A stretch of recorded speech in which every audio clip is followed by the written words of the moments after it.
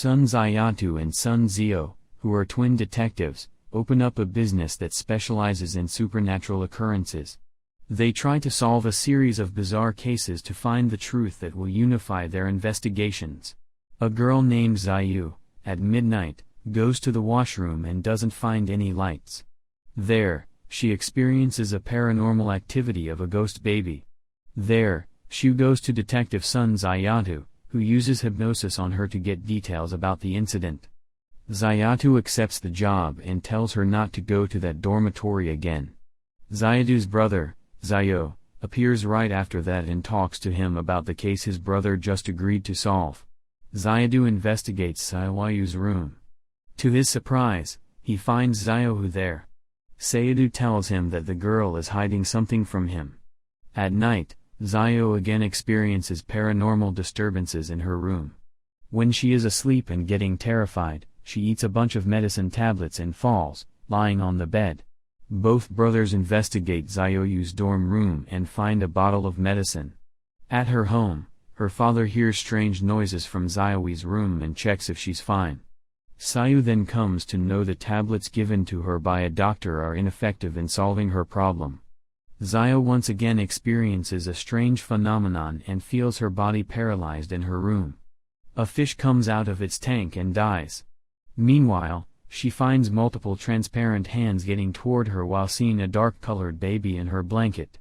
Zayo continues the investigation along with his brother and gets some leads. They reason and deduce the spilled ink on the desk of such a well-mannered person lying in her brother's room. She hears her phone ringing, and to her surprise, someone speaks to her, revealing her secret of being pregnant with her boyfriend. Later, both brothers investigate the washroom.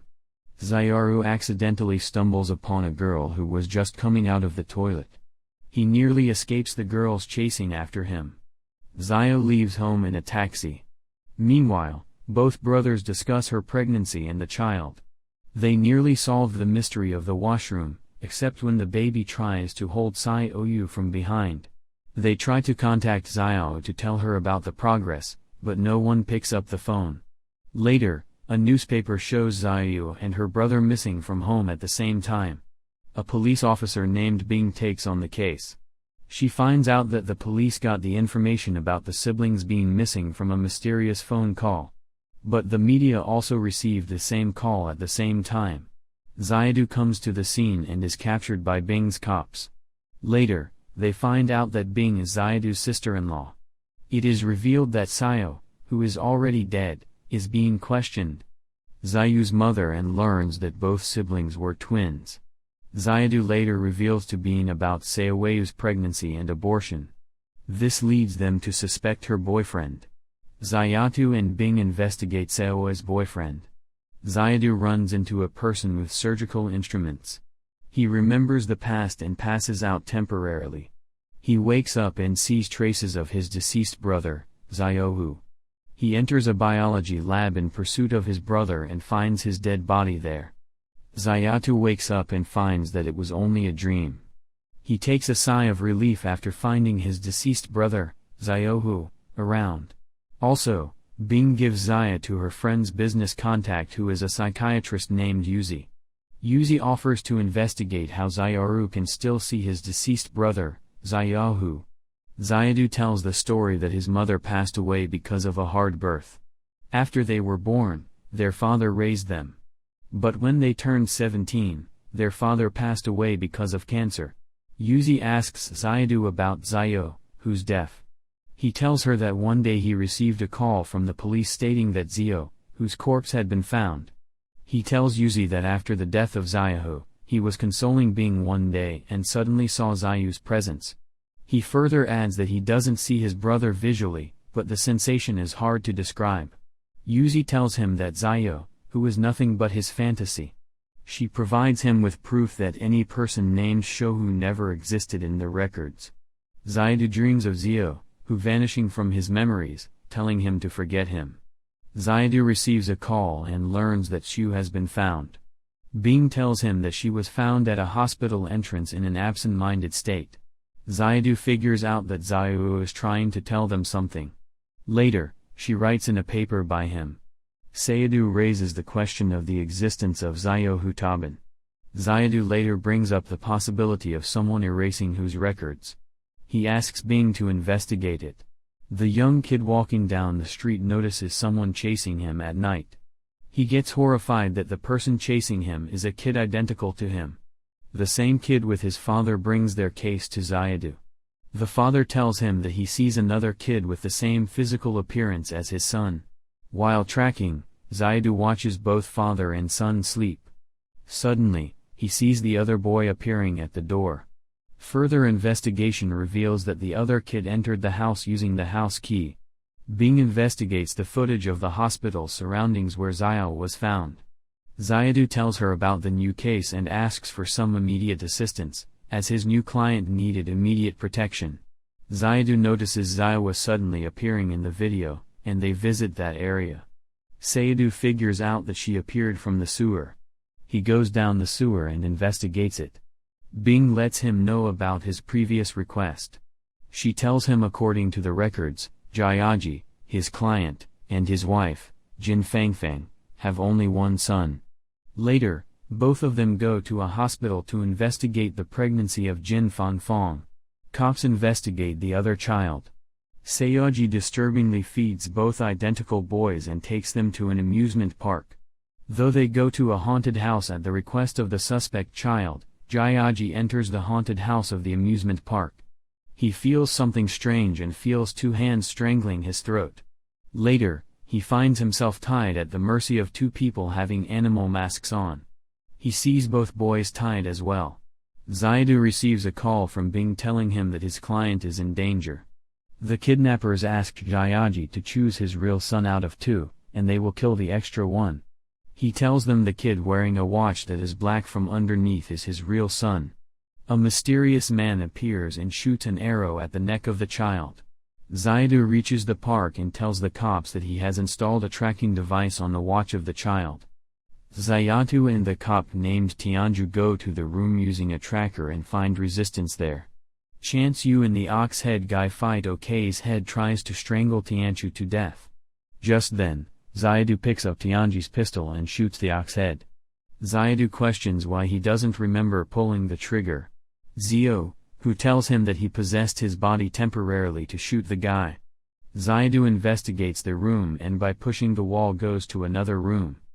Sayadu explains to Shanshu the whole scenario and takes him to Jiaji. In the other room, there's Zayatu. Further, Zayatu investigates Jiaji. Zayatu tells Jiaji about his two sons, Jixin and Jaichik. Sayadu tells him all about the past, how his younger son got sick and went missing mysteriously, and about when his wife left him. Sayadu explains to Jiaji that he chose the wrong son to save. Sayadu suggests that both his sons have been playing pranks on him all the time.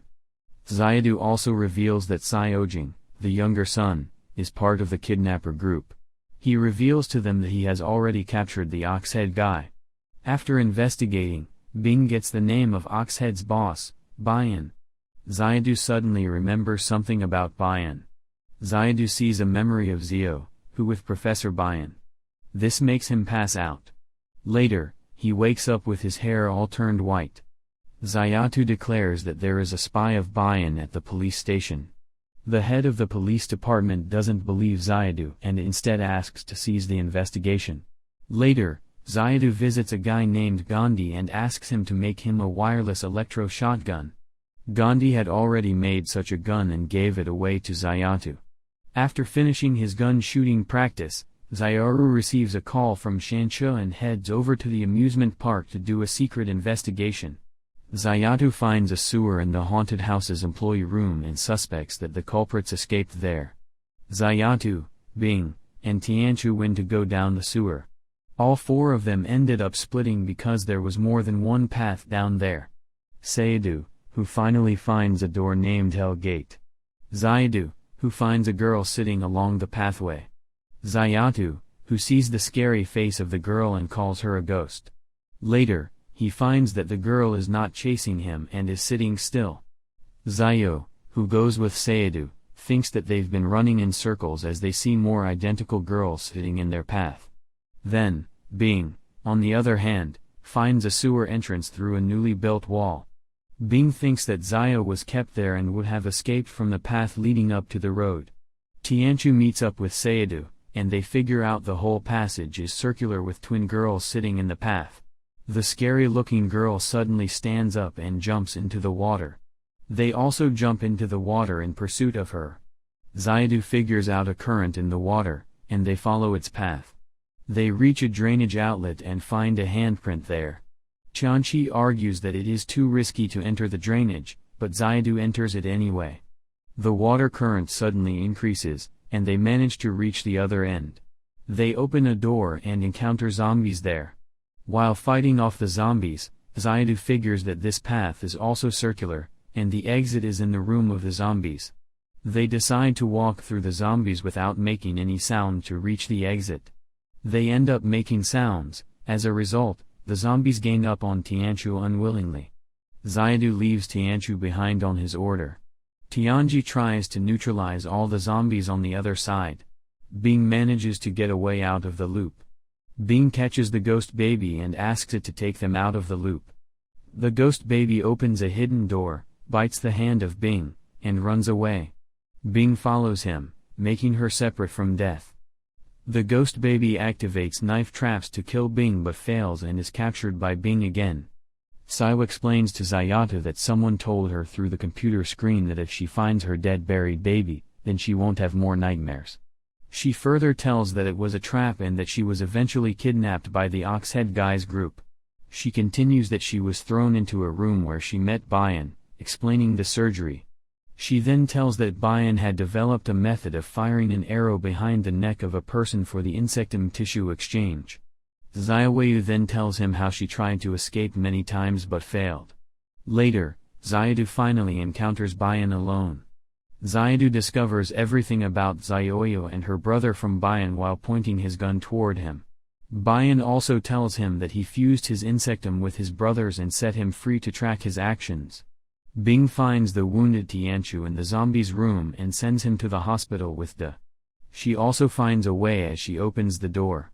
Bayan shows Xia to the alive body of Xiao, and tempts him to help revive Xiao. Xiao, who possesses Xiaodu's body and shoots at the chamber where his body was kept.